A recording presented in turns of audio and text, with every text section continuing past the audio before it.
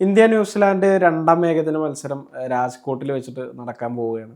ആദ്യ മത്സരത്തിൽ ഇന്ത്യനെ സംബന്ധിച്ച് ഒരു വിജയം നേടാൻ കഴിഞ്ഞു എന്നുള്ള ഒരു വലിയൊരു കോൺഫിഡൻസ് ഉണ്ട് രണ്ടാമത്തെ മത്സരത്തിന് ഇറങ്ങുന്നതിന് മുമ്പ്. ഈ രണ്ടാമത്തെ മത്സരം നടക്കുന്ന രാജ്കോട്ടിൽ നിരവധി തവണ 300-ലധികം റൺസ് സ്കോർ ചെയ്തിട്ടുള്ള ഒരു ഗ്രൗണ്ടാണിത്. അതുകൊണ്ട് തന്നെ ഒരു ബാറ്റിംഗ് പാരഡൈസ് എന്ന് വിളിക്കാൻ പറ്റുന്ന തരത്തിലുള്ള ഒരു ഗ്രൗണ്ടാണ്. അതുപോലെ തന്നെ നോക്കുകയാണെങ്കിൽ ഹിസ്റ്റോറിക്കലി നോക്കുകയാണെങ്കിൽ ഒരു മത്സരത്തിൽ മാത്രമാണ് ടീം ചേസ് ചെയ്ത് ജയിച്ചിട്ടുള്ളത്. 7 മത്സരങ്ങളിൽ 6 തവണയും ബാറ്റ് ചെയ്യുന്ന ടീം ജയിക്കുന്ന ഒരു സാഹചര്യമാണുള്ളത്. പക്ഷെ ഇതിൽ പോലും ആദ്യം ബാറ്റ് ചെയ്യുന്ന ടീമിന്റെ സ്കോർ 300-ലധികം ആണെങ്കിൽ പലപ്പോഴും ചേസ് ചെയ്യുന്ന ടീമും ആ ഒരു 300 സ്കോറിലേക്ക് എത്തുന്ന തരത്തിലുള്ള ഒരു മൈതാനാണ്. അതുകൊണ്ട് ഈ കണക്ക് ഇങ്ങനെയാണെങ്കിൽ പോലും ഒരു ചെറിയൊരു പുഷ് ഉണ്ടെങ്കിൽ സ്വാഭാവികമായിട്ടും ചിലപ്പോൾ ജയിക്കാനും പറ്റും എന്നുള്ള ഒരു ചരിത്രം അങ്ങനെയാണ് കാണുന്നത്. നിലവിൽ ഇപ്പോൾ ഇന്ത്യൻ ടീമിന്റെ ബാറ്റിംഗ് എടുത്ത് വെച്ച് നോക്കുമ്പോൾ ടോസ് നഷ്ടപ്പെട്ടാലും ആശങ്കപ്പെടേണ്ടതില്ല നമുക്ക് അറിയാൻ വേണ്ടി പറ്റും. തീർച്ചയായിട്ടും അതായത് ടോസ് നഷ്ടപ്പെട്ടാൽ ആശങ്കയില്ല എന്ന് പറയാം. പക്ഷെ ഈ ചരിത്രം നോക്കുന്ന സമയത്ത് രണ്ടാമത് ബാറ്റ് ചെയ്യുന്ന ടീമിനൊരു അഡ്വാൻറ്റേജ് കുറവുണ്ട് എന്നുള്ളതാണ് ഇവിടെ കാണാൻ കഴിയുന്നത്. പക്ഷെ നമുക്ക് പലപ്പോഴും ഈ ബാറ്റിംഗ് നോക്കുകയാണെങ്കിൽ ആദ്യം ബാറ്റ് ചെയ്യുന്ന ടീം ഒരുപാട് റൺസിലേക്ക് എത്തുന്നു എന്നുള്ളത് തന്നെയാണ് അതിലെടുത്ത് പറയേണ്ടത്. നിലവിലെ ഇന്ത്യയുടെ സാഹചര്യം വെച്ചിട്ട് ഇന്ത്യയുടെ ഏറ്റവും വലിയ കരുത്ത് ബാറ്റിംഗ് അത് തന്നെയാണ്. ഇപ്പൊ പറഞ്ഞ പോലെ തന്നെ അതാ പറഞ്ഞത്, നമ്മളിപ്പോൾ രണ്ടാമത് ബാറ്റ് ചെയ്യുന്ന ടീം 300-അടുത്ത് എത്തുന്നത് പറയുന്നുണ്ട്. അപ്പം ഇന്ത്യക്ക് ഇപ്പൊ രണ്ടാമത് ബാറ്റാ വരുന്നെങ്കിൽ കൂടി ചേസിംഗിൽ വിരാട് കോഹ്ലിനെ പോലെ ഒരു താരം ഇപ്പോഴും ചേസിംഗ് നയിക്കുന്ന സമയത്ത്, അല്ലെങ്കിൽ ടോപ്പ് ഓർഡറും ഇപ്പോൾ മധ്യനിരയും ഇത്രയും ശക്തമായ ഒരു ഇന്ത്യൻ ടീം എല്ലാ സമയത്ത് നമുക്കത് ആശങ്കപ്പെടാനില്ല. ഒരു 300 റണ്ണുള്ള സ്കോർ വീണ്ടും ചേസ് ചെയ്യാൻ വേണ്ടി ഇന്ത്യക്ക് ഒരു സംശയമില്ല. ഇപ്പം ആദ്യ മത്സരത്തിൽ 300 ചേസ് ചെയ്തത്, ഇവിടെ 400-ന് നമ്മൾ സ്കോർ പറഞ്ഞ ഒരു ഗ്രൗണ്ട് കൂടിയാണല്ലോ ഇത്. നമുക്ക് അങ്ങനത്തെ ആശങ്കയൊന്നുമില്ല. ഇപ്പം നമ്മൾ കഴിഞ്ഞ ദിവസങ്ങളൊക്കെ പറഞ്ഞാൽ തന്നെ ന്യൂസിലാൻഡിന്റെ ഒരു യുവ ബോളിംഗ് നിരയായിട്ടാണ് ഇന്ത്യയുടെ പരിചയസമ്പന്നനായ ബാറ്റിംഗ് നിര ഏറ്റുമുട്ടുന്നത്. അതിലെല്ലാ ഇതും ഉണ്ട്. നമ്മൾ ഈ പറയുമ്പം ഓപ്പണിംഗിൽ രോഹിത് ശർമ്മയും ഗില്ലും കൂടി ചേർന്ന് നിൽക്കുന്നത് തുടക്കം. 2 താരങ്ങളും നല്ല ഫോമിൽ തന്നെയാണ്. 1 ഡൗൺ ഇറങ്ങുന്ന വിരാട് കോഹ്ലി അപാര ഫോമിലാണ്. കരിയറിന്റെ ഏറ്റവും പീക്ക് ടൈമിൽ എങ്ങനെയായിരുന്നു അതുപോലെ തന്നെ ആ പീക്ക് ടൈം ഇപ്പം തുടരുമെന്ന് പറയാൻ വേണ്ടി പറ്റും. അങ്ങനെയാണ് കോഹ്ലി ബാറ്റ് ചെയ്യുന്നത്. അപ്പോൾ അതിലും ആശങ്കയില്ല. 4-ാം നമ്പറിൽ വരുന്ന ശ്രേയസ് അയ്യറിന് നമുക്ക് ഏറ്റവും വിശ്വസ്തനായ, ഇപ്പോൾ ഏകദിന ക്രിക്കറ്റിൽ ഏറ്റവും വിശ്വസ്തനായ താരം വൈസ് ക്യാപ്റ്റൻ ശ്രേയസ് അയ്യർ. പിന്നെ വരാൻ പോകുന്ന KL രാഹുലാണ്. മധ്യനിരയിൽ യാതൊരു പ്രശ്നമില്ല. ഹർഷിത് റാണ നമുക്ക് സംഭാവന ചെയ്യുന്നുണ്ട്. ജഡേജയെ പോലുള്ള ഒരു എന്താണ് പരിചയസമ്പന്നനായ താരമുണ്ട്. കഴിഞ്ഞ വർഷത്തിൽ സംഭാവന ചെയ്യാൻ പറ്റിയില്ലെങ്കിൽ ഒരു പരിചയസമ്പന്ന താരമുണ്ട്. പിന്നെ സുന്ദറിന് പരിക്ക് പറ്റി പകരം വരുന്നൊരു താരമാരായിരിക്കുന്ന ഒരു കൺഫ്യൂഷൻ ഉള്ളത്. ചിലപ്പം സുന്ദറാവാം, അല്ലെങ്കിൽ ബധോനി അരങ്ങേറ്റം കുറിക്കാം. അതായാലും ഒരു ഓൾറൗണ്ടർ ഓപ്ഷനാണുള്ളത്. അപ്പം അത്രയും നിൽക്കുന്ന ഒരു ബാറ്റിംഗ് നിരയുണ്ട്. ഇപ്പം ന്യൂസിലാൻഡിന്റെ ബോളിംഗ് നിര ഇപ്പം നമുക്കറിയാം, കഴിഞ്ഞ മത്സരത്തിൽ ആകെ കൂടി ഒരു താരം മാത്രമേ നമുക്കൊരു വെള്ളം കൂടി പിക്കാൻ ശ്രമിച്ചുള്ളൂ എന്ന് പറയാം. പക്ഷെ അത് നമുക്ക് ജാമിസൺ നമുക്കിപ്പം ഇതിൽ നിന്ന് നോക്കാൻ വേണ്ടി പറ്റും. അപ്പം വലിയ ആശങ്കയൊന്നുമില്ല. ഇന്ത്യയുടെ ബാറ്റിംഗ് കരുത്ത്, ഇന്ത്യൻ ടീമിന്റെ കരുത്ത് ഇപ്പം ബാറ്റിംഗ് നിര തന്നെയാണ്. അതിനൊപ്പം ബോളിംഗിൽ ആദ്യം പ്രശ്നമില്ലാത്ത രീതിയിൽ പന്തറിയാൻ വേണ്ടി പറ്റുന്നുണ്ട്. ലാസ്റ്റ് ഡെത്ത് ഓവറിൽ ചെറിയൊരു റണ്ണൊഴുക്ക് മാറ്റി നിർത്തിയാൽ ബോളിംഗിനും വലിയ ആശങ്കയൊന്നുമില്ല. നമുക്ക് ആധിപത്യമുണ്ട്. ഹോം ഗ്രൗണ്ടിന്റെ ആധിപത്യം ഈ ടീമിന്റെ ശക്തി കൂടി കൂടുമ്പോൾ, സീനിയർ താരങ്ങൾ ശക്തി കൂടി കൂടുമ്പോൾ ഇരട്ടിയാണ്. അപ്പം വലിയ പ്രശ്നങ്ങളില്ലാതെ തന്നെ ഇന്ത്യക്ക് ഇറങ്ങാൻ വേണ്ടി പറ്റും. തീർച്ചയായിട്ടും രാജ്കോട്ടിൽ ഒരു മത്സരം മാത്രമാണ് ഇന്ത്യ പരാജയപ്പെട്ടിട്ടുള്ളത്. 4 മത്സരങ്ങൾ കളിച്ചിട്ട് ഒരു മത്സരമാണ് ഇന്ത്യ പരാജയപ്പെട്ടിട്ടുള്ളത്. അതേസമയം നമ്മൾ ഈ മൈതാനത്ത് ഇപ്പോൾ വിരാട് കോഹ്ലിയുടെ അർദ്ധ സെഞ്ചുറി പറഞ്ഞൊരു സമയത്ത് തുടർച്ചയായിട്ട് നമ്മൾ അർദ്ധ സെഞ്ചുറി എന്ന് ഞാൻ പറയാൻ കാരണം തുടർച്ചയായിട്ട് 50-ലധികം റൺസ് സ്കോർ ചെയ്തുകൊണ്ടിരിക്കുന്ന ആ രീതിയിലാണ് കോഹ്ലി പോയിക്കൊണ്ടിരിക്കുന്നത്. അപ്പോൾ നമ്മൾ രാജ്കോട്ടിലെ ഏറ്റവും കൂടുതൽ രാജ്കോട്ടിൽ റണ്ണടിച്ചിട്ടുള്ള ഏകദിനത്തിൽ റണ്ണടിച്ചിട്ടുള്ള താരം ആരാന്ന് ചോദിച്ചു കഴിഞ്ഞാൽ 1-ാം സ്ഥാനം കോഹ്ലിയാണ്, 2-ാം സ്ഥാനം രോഹിത് ശർമ്മയാണ്. അതിൽ കോഹ്ലിയുടെ നമ്മൾ എടുത്തു പറയേണ്ട 4 ഇന്നിങ്സുകൾ കളിച്ചതിൽ 3 അർദ്ധ സെഞ്ചുറിയാണ്. ഇപ്പോൾ ഒരു അർദ്ധ സെഞ്ചുറി കൂടി നേടിക്കഴിഞ്ഞാൽ തുടർച്ചയായി 50+ സ്കോർ എന്ന ഒരു നേട്ടം കോഹ്ലിനോടെ വെയിറ്റ് ചെയ്യുന്നുണ്ടെന്നുള്ളതാണ്. അതുപോലെ തന്നെ 2-ാം സ്ഥാനത്ത് വരുന്നത് രോഹിത് ശർമ്മയാണ്. 3 ഇന്നിങ്സുകൾ കളിച്ചിട്ട് 2 അർദ്ധ സെഞ്ചുറി നേടിയിട്ടുണ്ട്. അപ്പൊ ഇന്ത്യയുടെ ഈ ബാറ്റിംഗ് കരുത്ത് എന്ന് പറയുമ്പോൾ രോഹിത്തിന്റെയും കോഹ്ലിയുടെയും ഏറ്റവും നല്ല റെക്കോർഡുള്ള, അവരെ സംബന്ധിച്ച് നല്ല രീതിയിൽ അവർ കളിച്ചിട്ടുള്ള ഒരു മൈതാനത്താണ് ഒരു മത്സരം നടക്കുന്നത് എന്നത് ഇന്ത്യക്ക് ഒരു കോൺഫിഡൻസ് നൽകുന്ന ഒരു ഘടകമാണ്. മറുവശത്ത് ഗില്ലിനെ കുറിച്ച് നമ്മൾ കഴിഞ്ഞ വീഡിയോയിൽ സംസാരിച്ചപ്പോൾ ഗില്ല് നല്ലൊരു ഇന്നിങ്സ് ആണ് കളിച്ചത്. പക്ഷെ 56 റണ്ണ് എടുത്ത് എന്ന് പറയുമ്പോൾ സ്വാഭാവികമായിട്ടും ഒരു ഗില്ലിന്റെ മറ്റു താരങ്ങളെ അപേക്ഷിച്ച് ഗില്ലിന്റെ സ്ട്രൈക്ക് റേറ്റ് കുറച്ച് കുറവായിരുന്നു. അത് വെച്ചിട്ട് ഒരുപാട് വിമർശനങ്ങളൊക്കെ പലരും ഉന്നയിക്കുന്നുണ്ട്, പലതരത്തിലും ഉന്നയിക്കുന്നുണ്ട്. പക്ഷെ അതിന്റെ ആവശ്യമുണ്ടെന്ന് എനിക്ക് തോന്നില്ല. കാരണം നമുക്കറിയാം, ഒന്ന് രോഹിത് ശർമ്മയുടെ ബാറ്റിംഗ് ശൈലി നമുക്കറിയാം. രണ്ടാമത് ഇപ്പം വിരാട് കോഹ്ലി പഴയ രീതിയിലല്ല ബാറ്റ് ചെയ്യുന്നത്. ആദ്യം ബോൾ തൊട്ട് റൺ എടുക്കുക, ഒരു നിലയുറപ്പിച്ച് കളിക്കുന്നതിൽ കോഹ്ലിയുടെ ശൈലി മാറിയിട്ടുണ്ട്. അപ്പം അങ്ങനെ ഒരു ആങ്കർ റോളിലേക്ക് ഒരു താരം മാറുന്നത്, അത് ക്യാപ്റ്റൻ മാറിയതിനെ കൊണ്ട് വലിയ പ്രശ്നമൊന്നും വരുന്നില്ല. കാരണം ഒരു ചേസ് ചെയ്യുന്ന സമയത്ത് ഒരു താരം നോൺ സ്ട്രൈക്ക് ആയിട്ടുള്ള താരം ആക്രമിച്ച് കളിക്കുന്ന ഒരു താരമാണെങ്കിൽ കുറച്ച് ആങ്കർ റോളിൽ കളിക്കുന്നത് നല്ലതാണ്. ഇപ്പം നമുക്കറിയാം വിക്കറ്റുകൾ ആദ്യം തന്നെ പോയിരുന്നെങ്കിൽ ഇന്ത്യ പ്രതിരോധത്തിലാകും, ബാക്ക് ഫുട്ടിലായി കഴിഞ്ഞാൽ പിന്നെ ഒരു 300 പ്ലസ് ഒക്കെ ചേസ് ചെയ്യാൻ കുറച്ച് ബുദ്ധിമുട്ടായിരിക്കും.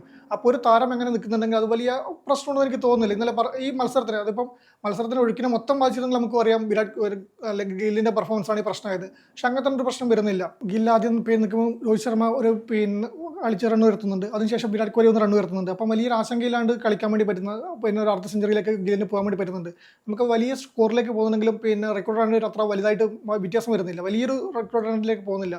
അതുകൊണ്ട് ഗില്ലിൻ്റെ ഇന്നിങ്സിന് അത്ര വിമർശിക്കേണ്ടതൊന്നും എനിക്ക് തോന്നുന്നില്ല. പിന്നെ പ്രത്യേകിച്ച് ഗില്ലിനെ നമ്മൾ എന്തൊക്കെ പറയുമ്പോഴും ആ താരം കടന്നു വരുന്നൊരു ഒരു ഘട്ടം കൂടി നമ്മൾ നോക്കണം. ഇന്നലത്തെ മത്സരത്തിൽ അദ്ദേഹം പരാജയപ്പെട്ടിരുന്നെങ്കിൽ അത് അദ്ദേഹത്തിന് വല്ലാത്ത രീതിയിൽ ബാധിച്ചാണ്. കാരണം ക്യാപ്റ്റൻ ആണെന്നുള്ളത് ഒരു കാര്യം, മറ്റൊന്ന് വൈസ് ക്യാപ്റ്റനായിരുന്ന ടീമിൽ നിന്ന് ലോകകപ്പ് സ്ക്വാഡിൽ നിന്ന് ഒഴിവാക്കപ്പെട്ടിട്ട് വരുന്ന ഒരു വഴിയാണ്, അതിനുശേഷം നടക്കുന്ന ഒരു ആദ്യ പരമ്പരയാണ്. അപ്പം എന്തൊക്കെ പറഞ്ഞാലും ഏതൊക്കെ പറഞ്ഞാലും അതൊരു മനുഷ്യനാണല്ലോ, വലിയ സ്ഥാനമുണ്ടല്ലോ. പക്ഷെ അദ്ദേഹത്തിന് അതിന് ഓവർകം ചെയ്യാൻ വേണ്ടി പറ്റുന്നത് നമ്മൾ നേരത്തെ തന്നെ പറഞ്ഞു കഴിഞ്ഞു. ടെസ്റ്റ് ടീമിനൊക്കെ ക്രിയാത്മകമായ നിർദ്ദേശങ്ങളൊക്കെ കൊടുക്കുന്നുണ്ട്. അതോടൊപ്പം ഈ മത്സരത്തിൽ ഒരു കോൺഫിഡൻസ് വീണ്ടെടുക്കാൻ ഇത് വലിയൊരു ഇതായിരുന്നു. കാരണം T20 പരമ്പരയിൽ അദ്ദേഹം അങ്ങനെ എല്ലാ മത്സരങ്ങളും പരാജയപ്പെട്ടിരുന്നു, എന്നാൽ ഏകദിനത്തിലും ടെസ്റ്റിലും അദ്ദേഹം നന്നായി കളിക്കുന്നുണ്ട്, ആ ഒരു ശൈലി വരുന്നുണ്ട്. അപ്പോൾ അതിൻ്റെ ഒരു ഇത് വെച്ച് നോക്കുമ്പോൾ ഈ ഒരു ഇന്നിങ്സിന് അത് കുറ്റപ്പെടുത്താനൊന്നും എനിക്ക് തോന്നുന്നില്ല, നല്ല രീതിയിൽ തന്നെ കളിക്കാൻ വേണ്ടി പറ്റിയിട്ടുണ്ട്. അതിനുശേഷം വന്ന് ശ്രേയസ് അയ്യർ ആയാലും വിരാട് കോഹ്ലിക്കൊപ്പം ചേർന്ന റണ്ണ് കൃത്യമായി ഉയർത്തുന്നു, റണ്ണൊഴുക്ക് നന്നായിട്ട് തന്നെ റണ്ണ് ഉയർത്തിക്കൊണ്ട് പോകുന്നു. വലിയ പ്രശ്നമാണ് ഇതിൻ്റെ വിജയത്തിലേക്ക് എത്തുന്നുണ്ട്. അപ്പം ബാറ്റിംഗിൽ നമ്മൾ അങ്ങനെ ഒരു കീറി കുറിച്ച് പറയുമ്പോൾ അങ്ങനെ ഒരു ആശങ്ക ഉണ്ടോന്നില്ല. പിന്നെ മധ്യനിരയിൽ ഇപ്പം രാഹുലും ഹർഷിത് റാണിയും കൂടി ഇട്ടൊന്ന് പിടിച്ച് കളിച്ചില്ലായിരുന്നു, ചിലപ്പോൾ അവിടെ ഒരു തകർച്ച ഉണ്ടായിരുന്നെങ്കിൽ അത് ചിലപ്പം ബാധിച്ചേനെ. അങ്ങനെ വന്നിട്ട് ചിലപ്പോൾ ആദ്യം തന്നെ ഗില്ലിന് ഉൾപ്പെടെ എല്ലാവരും വിമർശനം കേട്ടിരുന്നത്. പക്ഷേ അതിൻ്റെ ആവശ്യമൊന്നും വന്നില്ല. നമുക്ക് അങ്ങനത്തെ ഒരു ആശങ്കയുണ്ടെന്ന് എനിക്ക് തോന്നുന്നില്ല നിലവിലെ അവസ്ഥയിൽ. തീർച്ചയായിട്ടും നമ്മൾ ആദ്യ മത്സരത്തിലെ പോസിറ്റീവായിട്ടുള്ള ഘടകങ്ങളെ കുറിച്ച് പറയുമ്പോൾ ഇന്ത്യയുടെ ഈ ശ്രേയസ് അയ്യർ അതുപോലെ തന്നെ ഗില്ലിൻ്റെ ഈ രണ്ട് താരങ്ങളുടെ ഒരു തിരിച്ചുവരവ് അവർ നല്ല രീതിയിൽ ഒരു കോൺട്രിബ്യൂഷൻ ടീമിന് വേണ്ടിയിട്ട് നടത്തിയിട്ടുണ്ടെന്നുള്ള. ഞാൻ ഗില്ലിൻ്റെ കാര്യം പറയുമ്പോൾ ഈ വിമർശനങ്ങളൊക്കെ ആളുകൾ ഉന്നയിക്കുമ്പോൾ ഞാൻ പറയുന്നൊരു കാര്യം എന്ന് പറഞ്ഞു കഴിഞ്ഞാൽ വിരാട് കോഹ്ലിയും ഗില്ലും തമ്മിൽ 107 പന്തുകളിൽ 118 റൺസിൻ്റെ ഒരു പാർട്ണർഷിപ്പാണ് ഇത് ചെയ്തത്. അതുപോലെ തന്നെ ശ്രേയസും നിർണായകമായിട്ടുള്ള ഒരു പാർട്ണർഷിപ്പ് 77 റൺസിൻ്റെ ഒരു പാർട്ണർഷിപ്പ് കോഹ്ലിയുമായിട്ട്. അപ്പോൾ എന്താണോ ഇന്ത്യൻ ടീമിന് ആ സാഹചര്യത്തിൽ വേണ്ടത്, കോഹ്ലി ഒരു ഭാഗത്ത് നല്ല രീതിയിൽ റൺസ് കണ്ടെത്തുന്ന സമയത്ത് അതിനൊരു പിന്തുണ കൊടുക്കുക എന്ന വളരെ പോസിറ്റീവായിട്ടുള്ള ഒരു റോള് അവിടെ തീർച്ചയായിട്ടും ഗിൽ നിർവഹിച്ചിട്ടുണ്ട്. മാത്രമല്ല ഇന്ത്യനെ സംബന്ധിച്ചുള്ള ഏറ്റവും നെഗറ്റീവ് എന്തായിരുന്നു എന്ന് നമ്മൾ നോക്കുകയാണെങ്കിൽ ഒരു ഘട്ടത്തിൽ ഒരു 228-2 എന്നൊക്കെ പറയുന്ന നല്ലൊരു ഘട്ടത്തിൽ നിന്ന് പെട്ടെന്ന് ഒരു 21 റൺ എടുക്കുന്നതിനിടെ ഒരു 3 വിക്കറ്റുകൾ നഷ്ടമാകുന്നത് കുറച്ച് ട്രിക്കി ആയിട്ടുള്ള സിറ്റുവേഷനാണ്. അപ്പോൾ ആ സാഹചര്യത്തിൽ ഒരു പക്ഷേ ഗില്ലും അതുപോലെ തന്നെ ഗില്ലിൻ്റെ കാര്യം പ്രത്യേകിച്ച് പറയാം, ഗില്ല് ആ ഒരു രീതിയിൽ ആ ഒരു ഇന്നിങ്സ് സെൻസിബിൾ ആയിട്ട് കളിച്ചിട്ടില്ലെങ്കിൽ ഇതൊരു വലിയ തകർച്ചയിലേക്ക് പോകുമായിരുന്നു എന്നാണ് നമ്മൾ മനസ്സിലാക്കേണ്ടത്. അത് ഒരുപക്ഷെ തോൽവിയിലേക്കും എത്തുമായിരുന്നു. അപ്പോൾ അവിടെ ആണ് ഗില്ലിൻ്റെ ആ ഒരു ഇന്നിങ്സിന് പ്രാധാന്യം ഉണ്ട് എന്ന് നമ്മൾ പറയുന്നത്. എല്ലാ മത്സരത്തിലും നമുക്ക് അങ്ങനെ സ്ട്രൈക്ക് റേറ്റും കാര്യങ്ങളും നോക്കാൻ പറ്റില്ല, പ്രത്യേകിച്ച് ആ ഒരു മത്സരം വിജയിച്ചൊരു മത്സരം കൂടി ആയതുകൊണ്ട് തന്നെ അത് എങ്ങനെയാണോ ഗില്ല് അവിടെ ബാറ്റ് ചെയ്തത് ആ ഒരു ശൈലി ആ മത്സരത്തിൽ സക്സസ് ആയിട്ടുണ്ട് എന്ന് തന്നെയാണ് നമ്മൾ വിലയിരുത്തുന്നത്. ഇന്ത്യയുടെ നെഗറ്റീവ് എന്ന് നമ്മൾ പറയുകയാണെങ്കിൽ മിഡിൽ ഓർഡറിൽ വന്ന ആ ഒരു ചെറിയ ഈ പറയുന്ന പോലത്തെ ഒരു ചെറിയ തകർച്ച, ഒരു പെട്ടെന്നുള്ള ഒരു തകർച്ച, അത് ജാമീസന്റെ ഒരു ബൗളിംഗ് കരുത്തും കൂടി അതിൽ നമ്മളെടുത്ത് പറയേണ്ടതായിരുന്നു. അപ്പോൾ അത് അത്തരത്തിലൊരു സാഹചര്യം വരുമ്പോൾ ഈ പ്രത്യേകിച്ച് വാഷിങ്ടൺ സുന്ദറിനെ പോലുള്ള ഒരു താരം ഇല്ലാത്തൊരു സാഹചര്യത്തിൽ നിതീഷ് റെഡ്ഡിയും അതുപോലെ തന്നെ ഇതിൽ ആരാണ് നമുക്ക് കളിക്കുക എന്നുള്ളൊരു സംശയം കൂടി നിലനിൽക്കുന്ന ഒരു സാഹചര്യത്തിൽ അതൊരു വലിയ തകർച്ചയിലേക്ക് പോകരുത് എന്ന് നമ്മൾ ആഗ്രഹിക്കുന്നുണ്ട്. അതുപോലെ തന്നെയാണ് ഫീൽഡിങ്ങിൽ കുറച്ചും കൂടി മെച്ചപ്പെട്ട ഒരു പെർഫോമൻസ് ഫീൽഡിങ്ങിൽ കാഴ്ചവെക്കേണ്ടതായിട്ട് വരുന്നുണ്ട്. പിന്നെ നമ്മൾ പറയല്ലോ ഡെത്ത് ഓവർ ബോളിംഗ് നമ്മൾ കഴിഞ്ഞ വീഡിയോയിൽ നമ്മൾ പറഞ്ഞാണ്, അത് ഒരിക്കലും സംഭവിക്കരുത്. ന്യൂസിലാൻഡിനെ പോലുള്ള ഒരു ടീം നമുക്കറിയാം കിട്ടുന്ന വളരെ അനലിറ്റിക്കലായിട്ട് അപ്രോച്ച് ചെയ്യുന്ന ഒരു ടീമാണ് ന്യൂസിലാൻഡ് ക്രിക്കറ്റിനെ. വളരെയധികം ഇപ്പോൾ എനിക്ക് തോന്നുന്നു അശ്വിനെ പോലുള്ള താരങ്ങളൊക്കെ ന്യൂസിലാൻഡിൻ്റെ ആ ഒരു പ്ലാനിങ്ങും ടീം ഇതിനകത്തുള്ള തന്ത്രങ്ങളും മാനേജ്മെന്റ് തരത്തിലുള്ള പ്ലാനിങ് ഓരോ മത്സരത്തിൽ എങ്ങനെയാണ് എന്നുള്ള സ്ട്രാറ്റജി സെറ്റ് ചെയ്യുന്നതിനൊക്കെ വളരെ പുകഴ്ത്തി സംസാരിക്കുന്നുണ്ട്. അപ്പോൾ ആ ഒരു അർത്ഥത്തിലുള്ള ഒരു ടീമിനെതിരെ നമ്മൾ ഡെത്ത് ഓവറിൽ നമ്മൾ കുറച്ച് റണ്ണ് കൂടുതലായിട്ട് ലീക്ക് ചെയ്ത് കഴിഞ്ഞാൽ സ്വാഭാവികമായിട്ടും അവർക്കൊരു മേൽക്കൈ നേടിക്കൊടുക്കാനുള്ള ഒരു സാഹചര്യമുണ്ട്. അപ്പോൾ പ്രത്യേകിച്ച് ഈ ടോസ് വളരെയധികം നിർണായകമായിട്ടുള്ള ഈ ഒരു മൈതാനത്ത് ആദ്യം ബാറ്റ് ചെയ്യാൻ ന്യൂസിലാൻഡിന് അവസരം കിട്ടുകയാണെങ്കിൽ അവർ ഏതെങ്കിലും സാഹചര്യത്തിൽ അവർ ബാറ്റ് ചെയ്യുകയാണെങ്കിൽ ഡെത്ത് ഓവറുകളിൽ ഒരു കൺട്രോൾ ചെയ്യേണ്ടതുണ്ട്. അതുപോലെ തന്നെയാണ് ന്യൂ ബോളിൽ വിക്കറ്റ് എടുക്കുക എന്നുള്ള. അതെ, കഴിഞ്ഞ വർഷം നമുക്ക് ഒരു ഡിലേ വന്ന് അത് തന്നെയായിരുന്നു. എനിക്കൊന്ന് ന്യൂസിലാൻഡിന് ഏറ്റവും കൂടുതൽ അറിയുന്നൊരു ഘടകം തന്നെയാണ് ന്യൂ ബോളിൽ അധികം ശ്രദ്ധിച്ച് കളിക്കുമെന്ന്. അങ്ങനെ കളിച്ച് മാത്രം ഇന്നിങ്സ് ബിൽഡ് ചെയ്ത് കൊണ്ടുപോകാനാണ് അവരുടെ ലക്ഷ്യം എനിക്ക് തോന്നുന്നു. പിന്നെ ഈ പറഞ്ഞ പോലെ നമുക്ക് ഡെത്ത് ഓവറിലേക്ക് വരുമ്പോൾ ആയാലും പിന്നെ ഇപ്പം പ്രസിദ്ധന് വരെ അർഷദീപ് കളിക്കുന്നതിൽ ചോദ്യമാണ് ബാക്കിയുള്ളത്. കാരണം പ്രസിദ്ധായിരുന്നു കുറച്ച് താരത്തിന് റണ്ണ് വിട്ടുകൊടുത്ത താരം, അർഷദീപിനെ പോലെ ഒരു താരം സ്ക്വാഡിലുണ്ട്. അപ്പോൾ തന്നെ ആ ഒരു മാറ്റം 2 മാറ്റമാണ് ഇപ്പം ഈ വരുന്നത്. എന്തായാലും സുന്ദറിന് വരെ ഒരു താരം വരുന്ന ഉറപ്പാണ്. അത് പിന്നെ നിതീഷാണോ ആയുഷ് ബദോനിക്ക് ഒരു അരങ്ങേറ്റ അവസരം കൊടുക്കുകയാണെന്ന് ഇത് കാത്തിരുന്ന് കാണണം. അതോടൊപ്പം തന്നെയാണ് പ്രസിദ്ധനെ പുറത്തിരുത്തിയിട്ട് പിന്നെ അർഷദീപിനെ കളിപ്പിക്കുന്നത്. ഒരു മത്സരത്തിന്റെ പേരിൽ മാത്രം പ്രസിദ്ധനെ പുറത്തിരുത്തുമെന്ന് ഞാൻ കരുതുന്നില്ല. കാരണം അങ്ങനെ ഒരു വിലയിരുത്തപ്പെടേണ്ട താരമല്ല പ്രസിദ്ധ കൃഷ്ണ. പക്ഷേ അർഷദീപിനെ പോലെ ഒരു താരമാണ് ബെഞ്ചിലിരിക്കുന്നത് എന്നുള്ളത് കൊണ്ട് ചിലപ്പോൾ അദ്ദേഹത്തിന് ഒരു അവസരം ലഭിച്ചേക്കും. ഈ പറഞ്ഞ പോലെ രണ്ടൊരു പരിധി എന്താ പറഞ്ഞതിൽ സംശയം ഉണ്ടെങ്കിൽ കൂടി അത് ക്ലിയർ ആണ്, അങ്ങനെ വരാൻ ചാൻസ് ഉള്ളൂ. മറ്റു രണ്ട് താരങ്ങൾ ധ്രുവ് എന്തായാലും പുറത്ത് ബെഞ്ചിലിരിക്കാൻ ജയ്സ്വാളിനും ബെഞ്ചിലിരിക്കും മാത്രമേ ഉണ്ടാവും. ഈ രണ്ട് താരങ്ങൾ മാത്രമേ സംശയമുള്ളൂ. അതിൽ ബദോനിക്കാണെങ്കിൽ നമുക്കൊരു അരങ്ങേറ്റം, ഈ ഒരു വിരാട് കോഹ്ലിക്ക് രോഹിത് ശർമ്മയ്ക്കൊപ്പം ഒരു അരങ്ങേറാൻ അവസരം ലഭിക്കുന്ന യുവതാരത്തിന് നമ്മൾ ഈ ബദോനിനെ ടീമിലെടുത്തതിനെതിരെ വലിയ വിമർശനങ്ങളൊക്കെ വന്നുകൊണ്ടിരിക്കുന്നുണ്ട്. അതെന്തായാലും ഉണ്ടാവും. അതായത് 1000 ലിസ്റ്റ് റണ്ണ് പോലും ഇല്ലാത്തൊരു താരമാണ് എന്ന തരത്തിലുള്ള ചില വിമർശനങ്ങൾ. അതെന്തായാലും ഉണ്ടാവും. പക്ഷേ ഒരു തരത്തിൽ എനിക്ക് തോന്നുന്നത് ബദോനിക്ക് അവസരം കൊടുക്കുന്നതിന് ഇന്ത്യക്ക് പ്രശ്നമൊന്നുമില്ല. കാരണം എന്താണെന്ന് വെച്ചാൽ ഇപ്പൊ സുന്ദറിനെ പോലുള്ള ഒരു താരം എന്ന് പറഞ്ഞു കഴിഞ്ഞാൽ നമുക്കറിയാം ടീമിനകത്ത് നിർണായകമായിട്ടുള്ള ഒരു പങ്ക് വഹിക്കുന്ന ഒരു താരമാണ്. ഒരു ടീമിന്റെ ബാറ്റിംഗ് ഡെപ്തിനാണെങ്കിലും ബോളിംഗ് ഡെപ്തിനാണെങ്കിലും ഒരു സന്തുലിതാവസ്ഥ നൽകുന്ന ഒരു താരമാണ്. നമുക്കറിയാം അക്സർ പട്ടേൽ നിലവിൽ T20 ഇതിനകത്താണ്, T20 ടീമിലാണ് കളിച്ചുകൊണ്ടിരിക്കുന്നത്. അക്സർ പട്ടേലിനെ പലരും രവീന്ദ്ര ജഡേജയുടെ പിൻഗാമിയായിട്ട് ഒക്കെ ഇപ്പോൾ ഉയർത്തി കാണിക്കുന്നുണ്ട്. അല്ലെങ്കിൽ രവീന്ദ്ര ജഡേജക്ക് രവീന്ദ്ര ജഡേജ വളരെ ഇതായിട്ടുള്ള ഒരു ഘട്ടത്തിലൂടെയാണ് കടന്നു പോകുന്നത്. അപ്പോൾ അക്സറിനെ പകരക്കാരനായി വരണം എന്നുള്ള രീതിയിലുള്ള പല തരത്തിലുള്ള വിഷയങ്ങളും നടക്കുന്നുണ്ട്. ഇപ്പൊ അക്സർ ഈ വിജയഹസാര ട്രോഫിയിൽ സെഞ്ചുറി അടക്കം അടിച്ചിട്ട് നിൽക്കുന്ന ഒരു സമയം കൂടിയായിരുന്നു.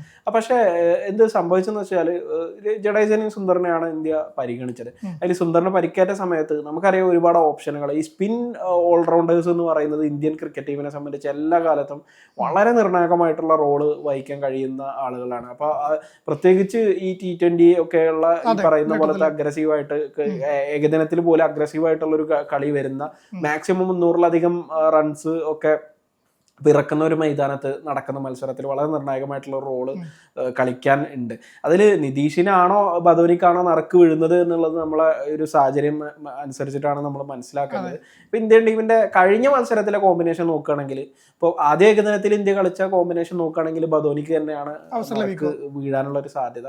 അപ്പൊ അല്ലെങ്കിൽ ഇന്ത്യ ഈ നിതീഷിന് നമുക്കറിയാം ഹാർദിക് പാണ്ഡ്യനെ പോലുള്ള ഒരു താരം ഇല്ലാത്തതിന്റെ ഒരു ഇത് കുറവ് അവിടെ തീർച്ചയായിട്ടും ഉണ്ട്. അപ്പോഴാണ് നിതീഷിനെ പോലുള്ള ഒരു നമുക്കറിയാലോ പേസ് ബോളിംഗ് ഓൾറൗണ്ടർമാരെ വളർത്തി കൊണ്ടുവരാനുള്ള ശ്രമങ്ങളൊക്കെ ഇന്ത്യ പലപ്പോഴായിട്ട് നടക്കുന്നുണ്ട്. പക്ഷെ ഹാർദിക്കിനെ പോലെ ആ ഒരു തരത്തിൽ ക്ലാസ് തെളിയിക്കാൻ ഇതുവരെ അങ്ങനെ ഒരു താരത്തിനും ഇതുവരെ ഉള്ള ഒരു യുവതാരങ്ങൾക്ക് സാധിച്ചിട്ടില്ല. അപ്പൊ നിതീഷിന് കുറച്ചുകൂടി അവസരം കൊടുക്കണം. കാരണം ഹാർദിക് നമുക്കറിയാം, ഹാർദിക് വന്ന സമയത്ത് നമുക്ക് ബാറ്റിങ്ങിലായിരുന്നു ഹാർദിക്കിന്റെ ഒരു കരുത്ത് നമ്മൾ കൂടുതലായിട്ട് കണ്ടിരുന്നത്. പക്ഷെ ബോളിങ്ങിൽ പോലും ഹാർദിക് വളരെ ഇതായിട്ട് ഇമ്പ്രൂവ് ആവുകയും വളരെ ഇന്ത്യയുടെ ഒരു ചില സമയത്ത് ഇന്ത്യയുടെ പേസ് ബോളിങ്ങിനൊക്കെ നയിക്കുകയൊക്കെ ചെയ്യുന്ന അല്ലെങ്കിൽ അങ്ങനത്തെ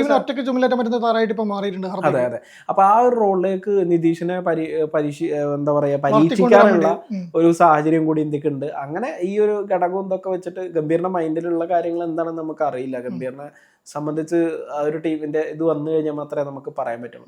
ഇനിയിപ്പോ നമ്മൾ ഈ മത്സരത്തിലെ മൂന്നാമത്തെ മത്സരത്തിലെ ഒരു പ്രഡിക്ഷനും കാര്യങ്ങളൊക്കെ നോക്കുകയാണെങ്കിൽ ഇന്ത്യക്ക് തന്നെയാണ് സാധ്യത നിലവിലെ സാഹചര്യം ഇതൊക്കെ വെച്ചിട്ട്. പക്ഷെ ഇത് ഒരുപാട് റൺ ഒഴുകുന്ന ഒരു മൈതാനത്ത് ന്യൂസിലാൻഡിനെ പോലുള്ള ഒരു ടീമിനെ ഒരിക്കലും എഴുതി തള്ളാൻ കഴിയില്ല. അപ്പൊ അവരുടെ ബോളിങ്ങിലുള്ള അതെ അതെ അവരുടെ ബോളിങ്ങിലുള്ള ഈ പറയുന്ന കുറെ ലൂപ്പ് ഈ ഹോളുകൾ അല്ലെങ്കിൽ പെർഫോമൻസ് കുറെ പുതിയ താരങ്ങളാണുള്ളത്. പക്ഷെ അത് ജാമീസ് എന്ന് പറയുന്ന ഒരു ഒറ്റ താരം ഉണ്ടാക്കുന്ന ഒരു ഇമ്പാക്റ്റ് വളരെ വലുതാണ്. അത് ഇന്ത്യൻ ടീമിനെ സംബന്ധിച്ചും വളരെ നിർണായകമാണ്. നിലവിൽ നല്ല ഒരു പ്രശ്നങ്ങളും ഇല്ലാതെ വളരെ സുന്ദരമായിട്ട് പോയിക്കൊണ്ടിരിക്കുന്ന ഒരു ഘട്ടമാണ് ഇന്ത്യൻ ക്രിക്കറ്റിനെ സംബന്ധിച്ച്. അപ്പൊ ഈ ഒരു സാഹചര്യങ്ങളിലൊക്കെയാണ് അതെ അതെ ഏകദിന ക്രിക്കറ്റിനെ സംബന്ധിച്ച് അതെ ഞാൻ പ്രത്യേകിച്ച് ഏകദിനത്തെ കുറിച്ച് പറയുന്നത്. അപ്പൊ അങ്ങനെ ഒരു സാഹചര്യത്തിൽ നമുക്ക് വലിയ തലവേദനകളൊന്നും ഇല്ല. അപ്പൊ അങ്ങനെയുള്ള ഒരു സാഹചര്യങ്ങളിലാണ് ചിലപ്പോൾ നമുക്ക് ഒരു അടിയൊക്കെ കിട്ടാനുള്ള ഒരു സാധ്യതയൊക്കെ ഉള്ളത്. അപ്പൊ അത് വളരെയധികം ശ്രദ്ധിക്കണം എന്നുള്ളത് മാത്രമാണ് എനിക്ക് തോന്നുന്നൊരു കാര്യം. എന്തായാലും രണ്ടാം ഏകദിനത്തിൽ ഇന്ത്യയുടെ സാധ്യതകൾ വളരെ മുന്നിൽ തന്നെയാണുള്ളത്. നിലവിലെ ഇന്ത്യയുടെ ഈ മൈതാനത്തെ പെർഫോമൻസും അതുപോലെ തന്നെ കോഹ്ലിയുടെയും രോഹിത്തിന്റെ ഒക്കെ പെർഫോമൻസ് നല്ല രീതിയിൽ ഇതാവുന്നുണ്ട്. രോഹിത്തും കോഹ്ലിയും തമ്മിലുള്ള ആ ഒരു അങ്ങോട്ടും ഇങ്ങോട്ടുള്ള പരസ്പരമുള്ള മത്സരവും വളരെ നല്ല രീതിയിൽ പോയിക്കൊണ്ടിരിക്കുകയാണ്. ആരോഗ്യകരമായിട്ടുള്ള ഒരു മത്സരമുണ്ട്. എന്തായാലും നല്ലൊരു മത്സരം തന്നെ നമുക്ക് രാജ്കോട്ടിൽ കാണാൻ കഴിയുമെന്ന് തന്നെ പ്രതീക്ഷിക്കാം. സമയം മലയാളം വാർത്തകൾ ഇനി ടൈംസ് ഓഫ് ഇന്ത്യ സൂപ്പർ ആപ്പിലും. ഇതിനായി പ്ലേ സ്റ്റോറിൽ നിന്നോ ആപ്പ് സ്റ്റോറിൽ നിന്നോ times of India app install ചെയ്യൂ. മലയാളം ഭാഷ തിരഞ്ഞെടുക്കൂ. വാർത്തകൾ ആസ്വദിക്കാം. എല്ലാം ഇനി സമയത്തിൽ.